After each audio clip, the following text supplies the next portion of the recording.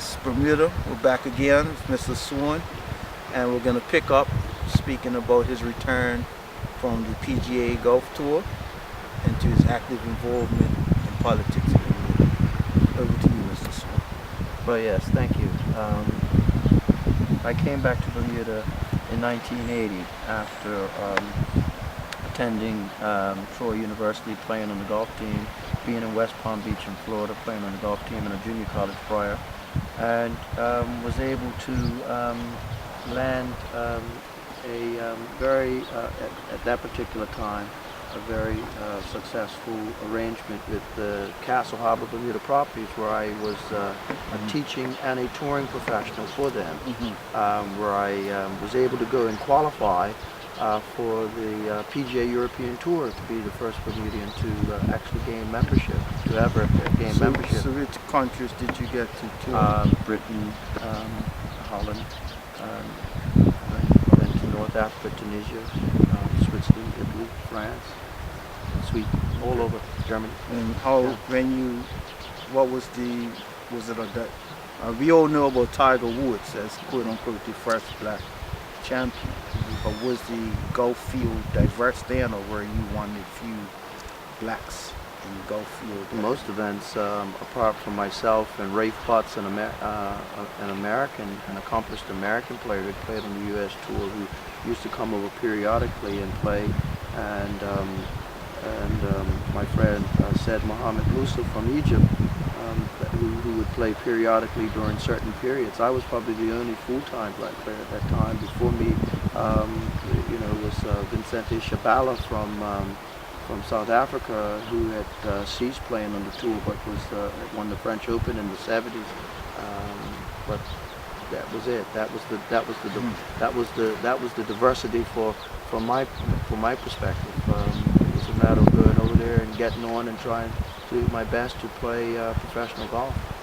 So while you were doing these tours in Europe at that time, did you experience any forms of racism? Funny enough, I experienced racism in the United States very overtly. I was more well received in Europe, adjusting. The only problems that I did have in the European Tour came when I went over there for qualifying, and I was denied entry into Portugal, which made headlines in 1980, and that was around the time when Bermuda's immigration laws were first changed, and they looked at my passport, which had stamped British citizen of the United Kingdom and colonies, but they wouldn't allow me in Portugal and sent me back to Faro, to Gatwick, from Faro.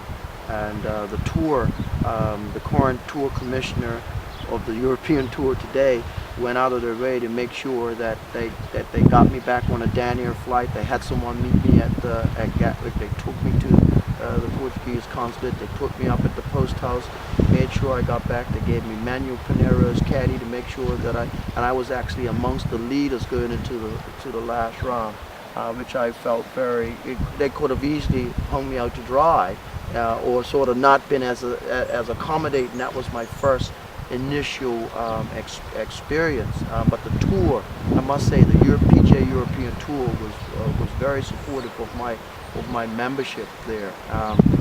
But I did experience some issues when it came to border control. Traveling from the European Tour went at that particular time we would meet in London. Obviously, I didn't have any problems there, but we would travel to France, we would go to Italy, then we may go to Tunisia, come back and then play other. And I did experience a lot of problems when I went. Well, that's immigration more than directly to you as a black person. But apart from, well, yes and no, because there was an occasion when I kind of was said I met a Bermudian in an airport once, and I said, well.